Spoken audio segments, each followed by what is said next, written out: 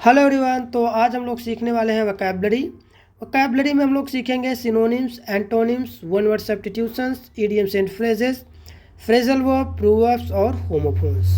Target है 500 class का, जिसमें से ये क्लास सेकंड है। तो चलिए स्टार्ट करते हैं आज का सेशन। सबसे पहला वर्ड है हमारे सामने, क्या है? ब्रांडिश। क्या है? ब्रांडिश। ये एक वर्ब है जिसका मतलब होता है धमकाना या लहराना या दिखा करके डराना।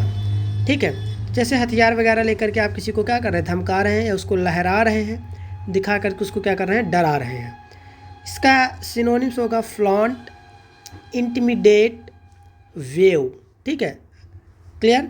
दूसरा वर्ड है आर्टिफिशियल। आर्टिफिशियल जो है एडजेक्टिव है।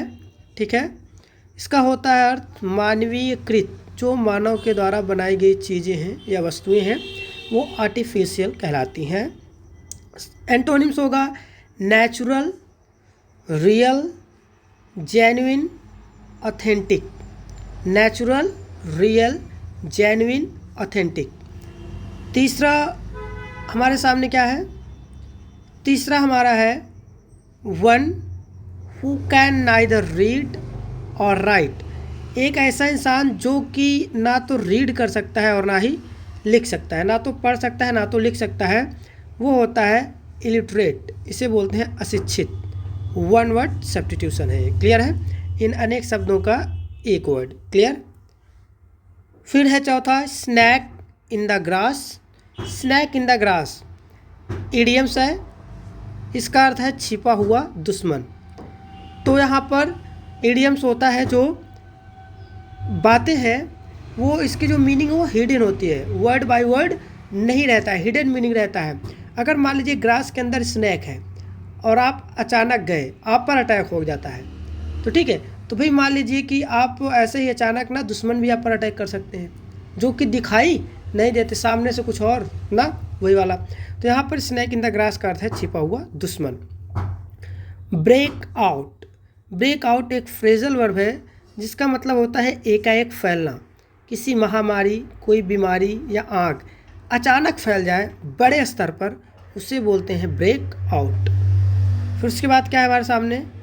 फिर है the grass is always greener on the other side.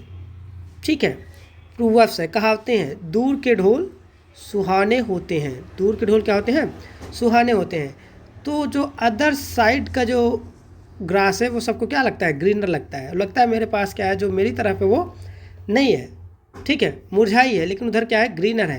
तो मतलब दूर की चीज़ें लोगों को ऐसा ही दिखाई पड़ता है। तो दूर के ढोल सुहावने होते हैं, ये कहावतें हैं, लोगों ने कहा है। The grass is always greener on the other side. Homophones, ठीक है, बोलने में साउंड तो सेम लेकिन पार्ट्स ऑफ स्पीच और मीनिंग अलग। ठीक है। बर्थ, गाड़ी में सोने की जो जगह होती है उसे बोलते हैं बर्थ, नाउन। ठीक है, यहाँ भी ये नाउन है बर्थ। ये बर्थ क्या है? जन्म। ठीक है। बियर, इसका वर्ब फॉर्म है BEAR। बियर मतलब जन्म देना होता है, ये बर्थ है, नाउन है। ठीक है, तो इस तरीके से हम लोग पर डे क्या करेंगे? एक synonyms, antonyms, one word substitutions, idioms and phrases, phrasal verbs, proverbs और होमोफोन्स सीखेंगे।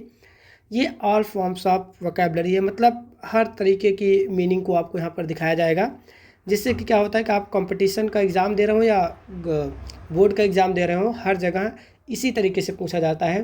देखिए, इंटरेस्टिंग मीनिंग्स बहुत होती हैं इंग्लिश स्पीकिंग में, लेकिन क्या होता है कुछ तरीके से केवल बोलने में ही काम आती है, आपके एग्ज़ाम में काम नहीं आती है, बहुत ना के बराबर।